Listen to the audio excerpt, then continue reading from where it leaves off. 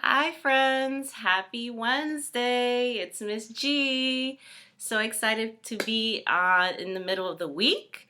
Tomorrow's going to be a little different. Tomorrow's Remarkable Review Day. So, tomorrow you will not be watching any videos.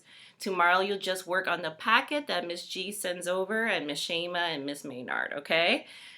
We will explain more later, and your families will explain it to you as well, okay? But I'm so happy to be with you guys today. And we are going to go through our new book, The Little House. But I have some friends to help me. So if I could have, dun dun dun, here's Miss Shannon and Mr. Roger. Hey guys. Hey guys. Hi guys, good morning. Morning, afternoon, right? Yes. So, they will be helping me with our wonders for our Little House story. Let's get right into it, and let me share the screen with you guys. So this time it's going to be a little different, friends. We're going to watch it through a YouTube video, okay? And Miss G will pause it at certain times to ask questions.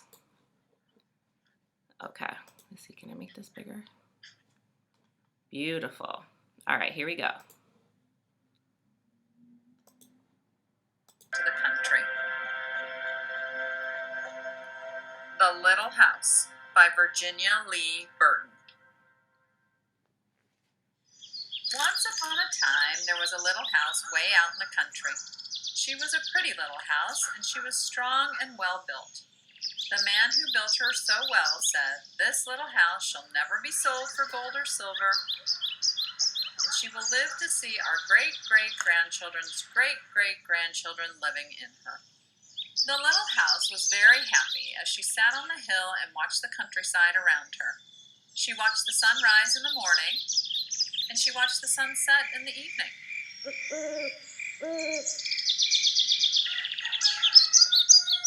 Day followed day, each one a little different from the one before. But the little house stayed just the same. In the nights she watched the moon grow from a thin new moon to a full moon, then back again to a thin old moon.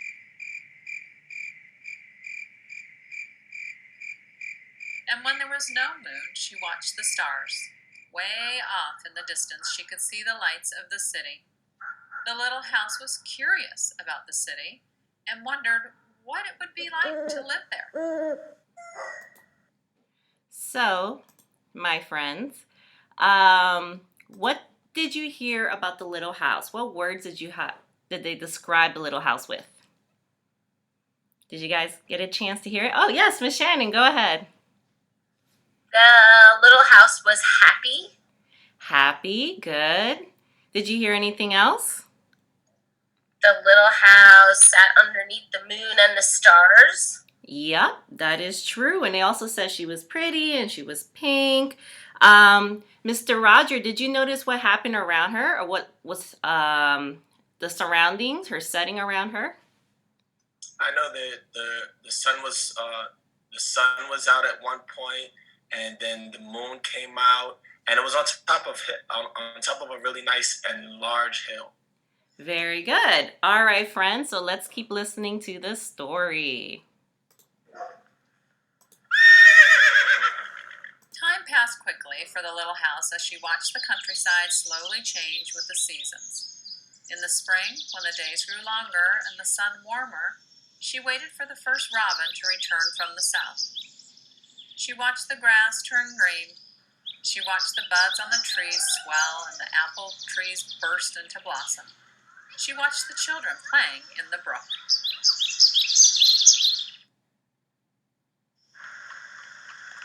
In the long summer days, she sat in the sun and watched the trees cover themselves with leaves and the white daisies cover the hill. She watched the gardens grow, and she watched the apples turn red and ripen. She watched the children swimming in the pool. In the fall, when the days grew shorter and the nights colder, she watched the first frost turn the leaves to bright yellow and orange and red. She watched the harvest gathered and the apples picked. She watched the children going back to school.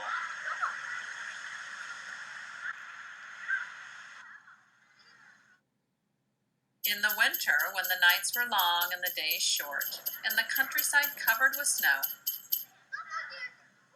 she watched the children coasting and skating. Year followed year. The apple trees grew old, and the new ones were planted. The children grew up and went away to the city, and now at night the lights of the city seemed brighter and closer.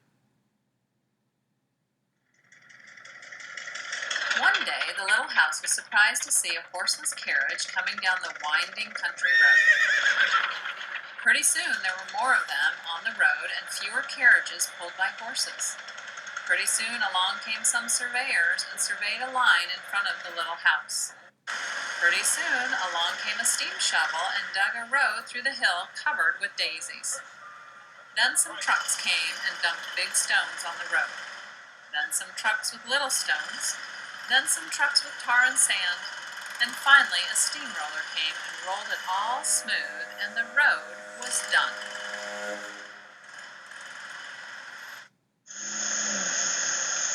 Now the little house watched the trucks and automobiles going back and forth to the city. Gasoline stations, roadside stands, and small houses followed the new road. Everyone and everything moved much faster now than before. More roads were made, and the countryside was divided into lots. More houses and bigger houses, apartment houses and tenement houses, schools, stores, and garages spread over the land and crowded around the little house. No one wanted to live in her and take care of her anymore.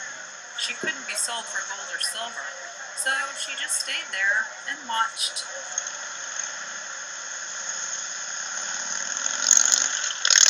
Now, it was not so quiet and peaceful at night. Now the lights of the city were bright and very close, and the street lights shone all night. This must be living in the city, thought the little house, and didn't know whether she liked it or not. She missed the fields of daisies and the apple trees dancing in the moonlight.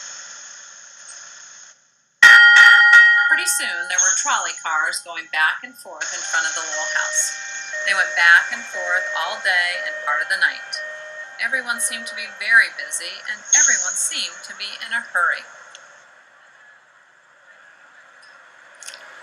Pretty soon there was an elevated train going back and forth above the little house.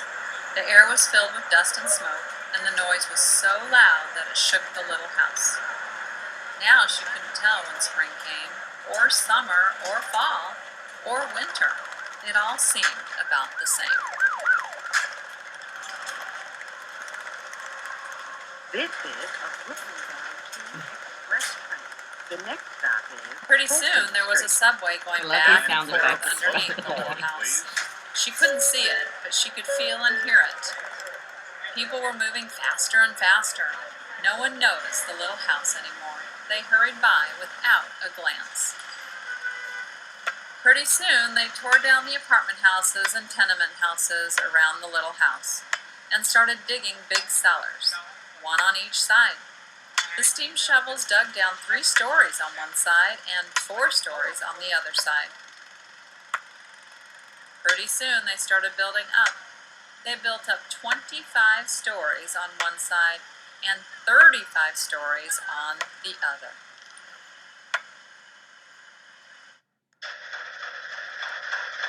Now, the little house only saw the sun at noon and didn't see the moon or stars at night at all because the lights of the city were too bright.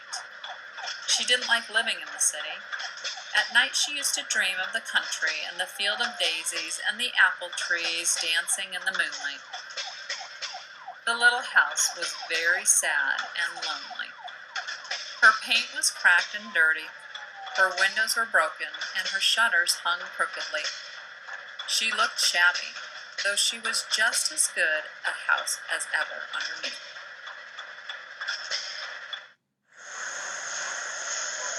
Then one fine morning in spring, along came the great-great-granddaughter of the man who built the little house so well.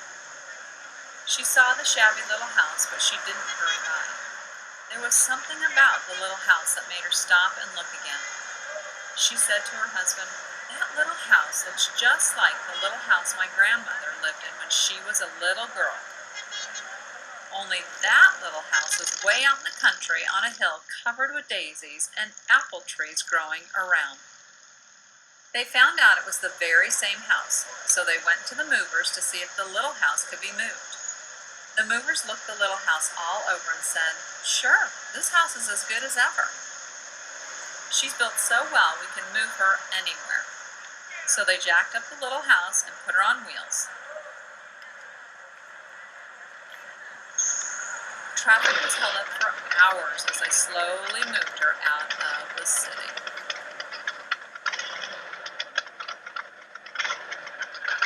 At first the little house was frightened, but after she got used to it, she rather liked it. They rolled along the big road, and they rolled along the little roads, until they were way out in the country. When the little house saw the green grass and heard the birds singing, she didn't feel sad anymore. They went along and along, but they couldn't seem to find just the right place. They tried the little house here, and they tried her there. Finally, they saw a little hill in the middle of a field, and the apple trees growing around. "There," said the great-granddaughter, "that's just the place." "Yes, it is," said the little house to herself. A cellar was dug up on top of the hill, and slowly they moved the house from the road to the hill. The windows and shutters were fixed, and once again they painted her a lovely shade of pink. As the little house settled down on her new foundation, she smiled happily. Once again she could watch the sun and moon and stars.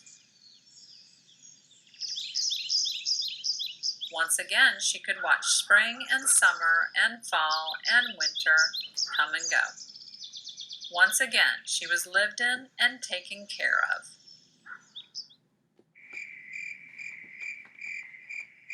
Never again would she be curious about the city. Never again would she want to live there. The stars twinkled above her, a new moon was coming up. It was spring, and all was quiet and peaceful in the country. There we go. So, Oh, this is one of my favorite stories. good story. I know. So, what changes happen around the house? What can you guys tell me? Oh, Miss Shannon, are we raising hands? Go I for gotta it, jump. Mr. Rogers. First of all, it started with the red apple, and then poof, trains threw me off. It was a fast forward into the future. That's true. A fast forward into the future. I like that answer. Miss Shannon, did you notice anything else that changed around the house? I noticed before she went to the city that she watched the children and what they were doing in every season, and then when she was in the city, she couldn't really see that the children were playing because everything was kind of dark and cluttered. And then when she got to go back again, she was able to see the kids playing and what they were doing in the sunshine again. That is very true. Yep. You can see here that she was in the city and she wasn't really seeing kids playing anymore. And then we go back into the country and she gets to be with her family again. So, thank you guys. Let me see here. Now what we're going to do is come up with wonders. So we use our wonder cue. Miss G's going to roll it around and I'll just show you guys what comes up. And then you guys have to try your best to come up with an answer, okay? So Miss G's has how. So can any of you come up with a how question that has to do with our little house story? Go ahead, Miss Shannon. I wonder how the city moved to the area where the little house lived. How the city moved to the little house? I love that question. Can anyone answer that? Mr. Roger, do you want to try? It was like a big flatbed. It was a truck that was able to hold the weight. And I wrote down your question, by the way. You're sorry. Go ahead. It was It was like a truck that was able to hold the weight of the house, and they carefully put the house onto the tractor, the flatbed, and then they transported it out to the country. So the question was how the city moved to the house, and Mr. Roger remembered that a truck was moving the house around. Very good. Let's see. Let's do one more. We'll do two more. When? Can anyone come up with a when question? Go ahead, Mr. Roger. When was the house built? When was it built? When was the house built? Very good question. Do we have any answers for that? Maybe Miss Shannon? I'm not exactly sure when, but I know it was a long time before there were cities and cars, because the house started to notice that it went from horse and carriage to cars. So And you know, it must have been a long time ago. Wow, very good answer, Miss Shannon. And so you know that also because you know horse and carriage were in the past, right? So that's how you know that it was probably the past that the house lived in. In the past. Very, very good. All right, we'll do one more. I got why. Anyone want to try why? Shannon, you want to shoot this one? You got a why? Okay. Why? I wonder why the little house moved back again to the country. I can't remember. Okay. Why did the little house move to the country? Move back to the country. I'm writing it down. Does anyone want to try to answer, or Ms. G could try to answer? I could try. Go ahead, Mr. Roger. I think it was because the grandfather or the great-grandfather and his family happened to be in the area, and they saw the house that he had first lived in or built, and decided to take the house back to the area or some area in the country where it will be more comfortable and someone could utilize the house and live in it and take care of it. Since nobody else was taking care of it in the city. Very good, Mr. Roger. So it was probably a little hard to hear in the story because they have so many sound effects, which was wonderful. It was actually the great-granddaughter who found the house, but she is the granddaughter of the grandfather. So that is correct. Alrighty, guys. Thank you so much for helping me out today. Really appreciate it. Hopefully we can do this again. Can we say bye to Mr. Roger and Miss Shannon? Bye, guys. Bye, guys. We missed you so much. Okay. Thank you, Miss G. You guys rock. Kindergartners forever. Yes, thank you, guys. All right. Talk to you later. Alrighty, friends. So we finished with Mr. Roger and Miss Shannon for the wonders. Now let's quickly go over a new sight word, and then we're done for today.